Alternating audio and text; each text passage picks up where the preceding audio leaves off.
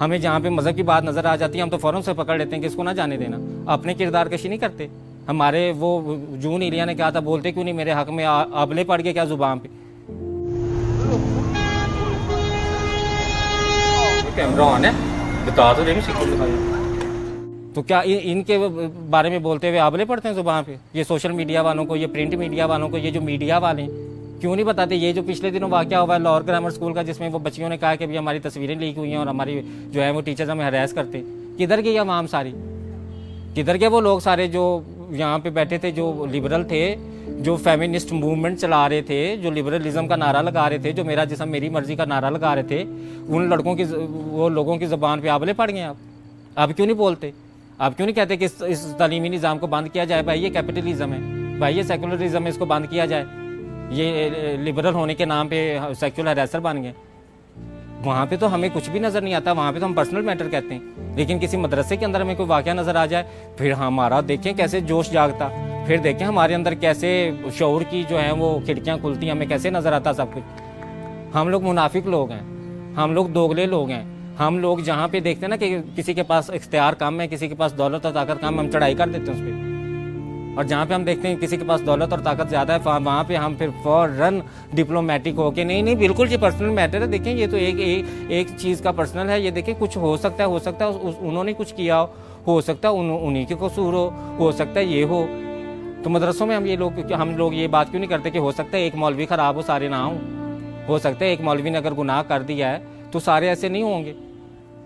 استاد جو روحانی باپ روح کی تذلیل کر رہا ہو, جو تصویریں سینڈ کر رہا ہو, استاد آپ روح نہیں کانپتی یہ بات سن کے کہ استاد اپنے طالب علم کی ننگی تصویریں لگا رہا ہے؟ ہمارے رب نے, ہمارے اللہ تعالیٰ نے جو ہمارے نبی پاک صلی اللہ علیہ وسلم پہ پہلی وحی بھیجی وہ کون سی تھی؟ پڑھ اپنے رب کے نام سے جس نے تجھے پیدا کیا. تو پڑھائی کی تو اتنی تعلیم کی اہمیت تھی, تو وہ تعلیم کی اہمیت ہمارے معاشرے میں تو ایک کاروبار بزنس بن گئی. مطلب کہ وہ جو ایک ٹیچر کی قدر تھی, وہ جو ایک روحانی باپ کی قدر تھی, وہ ہمارے پاس نہیں ہے. ہمیں پتہ ہی نہیں ٹیچر کیا ہے. ٹیچر ہو تو ہمیں پتہ ہو. ہمارے پاس تو بزنس ہے کہ پرائیویٹ سکولز میں آج کل جو ہے نا ڈے بڑے منائے جاتے ہیں. آج ہم جو ہے وہ ٹیورزم ڈے ہے, آج فلانا ڈے ہے, آج فلانا ڈے. کیا کہ اگر تو روز پڑھائیں گے تو ماں باپ سے پیسہ کیسے کھینچیں گے؟ وہ چیز جو ہونی چاہیے بزنس وہ کہاں سے آئے گا؟ پھر انہوں نے یہ بہانے رکھے ہوئے, پھر ایسے دن منا کے نا تو وہ ماں باپ سے جتنا وصول کر سکتے ہیں وہ کرتے ہیں. مطلب کہ مجھے تو لگتا ہے کہ کل کلام کوئی ایسا وقت بھی آ جائے گا کہ اسکول والے کہیں گے کہ آپ کے بچے کی جو ہے نا سائیکولوجیکل ہیلتھ اور مینٹل ہیلتھ کے لیے آپ جداد کا آدھا حصہ بھی ہمارے اسکول میں رکھوا دیں, تاکہ بچہ جو ہے نا وہ مینٹلی ریلیکس رہے, اسے پتہ ہو کہ میرے پاس فیوچر سیکورٹی ہے. ظاہر بات ایسے تو نہیں نا کہیں گے کہ ہمیں آدھا حصہ جداد میں سے دے دو. اس کے لیے بھی ایک بہت بڑی فلم بنائیں گے. اس فلم کے اندر پھر انہوں مختلف فینسی لفظ استعمال کریں گے. بہت زیادہ ضرورت ہے سائیکو سوشل کاؤنسلنگ کی آپ کے بچے کو, اور اس کی فیوچر سیکورٹی بہت ضروری ہے. آپ تو جانتے ہیں نا, تو آپ ایسا کریں اپنی جداد کے کاغذات بھی ہمارے اسکول میں رکھوا دیں. ابھی ان کا بس نہیں چلتا, وہ شروع تو یہاں سے بھی وہ یہ بھی چھوڑے نا. یہ تعلیم کون سی ہے بھائی؟ یہ وہ والی تعلیم ہے جو ہمارے نبی پاک صلی اللہ علیہ وسلم نے کہا تھا کہ علم حاصل کرو چاہے چین بھی جانا پڑے.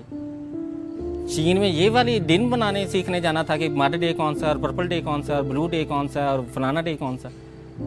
یہ والا وہ علم نہیں تھا. وہ علم تھا جو ہمیں جہالت سے نکالے, جو ہم ابھی تک نہیں نکلے. پھر ہمارے نبی پاک صلی اللہ علیہ وسلم نے فرمایا کہ ماں کی گود سے لے کے مفہوم ہے کہ قبر تک علم حاصل کرو.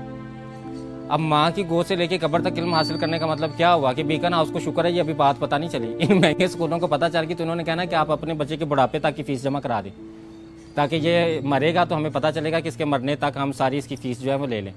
اس کی زندگی میں جو کمائے گا اس کا شیئر بھی ہمیں دے دیں. یہ تو ابھی انہیں پتہ نہیں ہے کہ ہمارے اسلام میں تو قبر تک علم حاصل کرنے کو کہا گیا. وہ انہیں آج یہ پتہ چل جائے تو یہ دیکھنا کل ہی یہ کوئی پرپوزل نکالتے, ماں باپ پیرنٹ ٹیچر میٹنگ بلائیں گے اور اس میں کہیں گے کہ بھئی آپ کے بچے کو مرنے تک ہم تعلیم دینا چاہتے ہیں. یہ تو آپ 16 سالوں کے بعد تو پھر ہمارا بزنس بند ہو جائے گا, آپ کا بچہ نکل جائے گا, پھر ہم فیس کہاں سے ماٹیں گے. تو وہ یہ والا علم نہیں تھا. ہمیں سوچنا چاہیے ہمارے نبی پاک صلی اللہ علیہ وسلم نے کون سا علم ہمیں کہا تھا کہ جا کے حاصل کرو. وہ آپ کو واقعہ تو یاد ہی ہوگا کہ جب فتح مکہ کے موقع پہ جو قیدی غلام تھے ان کو کہا گیا کہ آپ 10 لوگوں کو پڑھائیں اور آپ کو رہا کر دیا جائے گا. آزادی کی قیمت تعلیم کے ساتھ جوڑ دی. مطلب کہ آپ کو یہ تو نہیں کہا گیا کہ آپ اتنا زیادہ مال غنیمت جتنا بھی ہے وہ استادوں کو دے دیں. اس وقت یہ स्कूल उस वक्त के खुले होते ना तो इन्होंने कहना था कि जी ये माले गनीमत जितना भी है ना ये बच्चों की सोशल सिक्योरिटी के लिए हमें दे दें, ये हम अपने पास रख लेते हैं, बच्चों का माला तालीम देने। इन्होंने फिर भी माले गनीमत ले लेना था, तालीम नहीं देनी थी। अब मुझे समझ नहीं आती कि एक तो माँ बाप बेचारों ने जान तोड़ के, जान मार के, फाके करके, पैसे इकट्ठे करके बच्चे को स्कूल में दाखिल करा दिया। 10 साल मैट्रिक तक वो इंतज़ार कर रहे हैं कि ये कोई 20 दिन तो एक हफ्ते में मनाता है, पता नहीं किस किस चीज़ के ये दिन मनाता है। तो ये तो पता नहीं 10वीं के बाद निकलेगा तो ये क्या अफलातून चीज़ बन के निकलेगा। तो वो तो अफलातून बन के नहीं निकलता, वो तो या रेपिस्ट बन के निकलता है, या वो सेक्सुअल हरेसर बन के निकलता है, या वो ड्रग एडिक्टेड बन के निकलता है। कितनी यूनिवर्सिटीज़ में चले, मैं आपको सारला जा के दिखाती हूँ, वहाँ पे नशा लड़कियाँ और लड़के मिल के कर रहे हैं। वो जो कौम की माँ थी, वो जो माँ जिसके बारे में कहा गया था कि आप मुझे अच्छी माएँ दें, मैं आपको अच्छी कौम देता हूँ, वो माँ तो आज नशे पे लगी हुई है, वो तो आइस पी रही है। वो बाप, वो जो जन्नत का दरवाज़ा बाप है मुस्तकबिल का, वो लड़का जिसने बाप बनना है, वो लड़का जिसने आने वाली नस्ल को संवारना है, वो तो नशे पे लगा हुआ है। इल्म की अहमियत तो हमारे मज़हब ने इतनी ज़्यादा बताई है, ठीक है ना। और उस इल्म की अहमियत को लेके हमने बीकन हाउस बना दिया, हमने दारे अरकम बना दिया, हमने सिटी स्कूल बना दिया, लेकिन हमने वो चीज़ नहीं बनाई जो बननी चाहिए थी।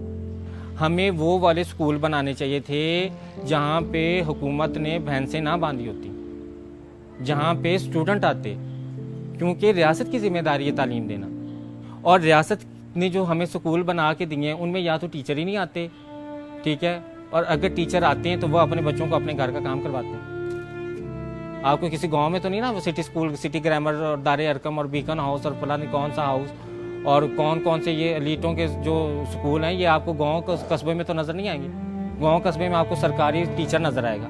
सरकारी टीचर का इमेज क्या है मुझे बताएं आप। एक रूहानी बाप गांव में भी बैठा हुआ है ना, हमारा जो एक कस्बे है इतने ज़्यादा, वहाँ पे भी एक रूहानी बाप बैठा है जिसकी हम बात नहीं करते। हमने वो जहाँ पे रूहानी बाप ने हमें सबक सिखाना था, जहाँ पे हमें तालीम देनी थी, वहाँ तो हुकूमत की उन स्कूलों में भैंसें बंधी हुई हैं। चलें सिंध में लेके जाऊँ आपको, जहाँ पे भुट्टो जिंदा अभी तक, वहाँ पे भैंसें उन्होंने बांधी हुई हैं। तो हमारे पास तो रियासत की तो दिलचस्पी है ही नहीं तालीम में। आप अगर ये कहना कि ये रियासत की जिम्मेदारी है, बेशक ये रियासत की जिम्मेदारी है, लेकिन रियासत की दिलचस्पी नहीं है इसमें। रियासत की दिलचस्पी आपको नज़र बजट देख के नज़र आ जाएगी। आप तालीमी बजट देखें, आपको नज़र आ जाएगा कि कितना तालीम को ज़रूरी समझती है हमारी रियासत इंसानों की। और जब हमारे पास तालीम ही नहीं है तो हमारे पास कोई ज़िंदगी का मकसद नहीं है। और जब हमारे पास कोई ज़िंदगी का मकसद नहीं है तो फिर यही होना है जो सोसाइटी में हो रहा है।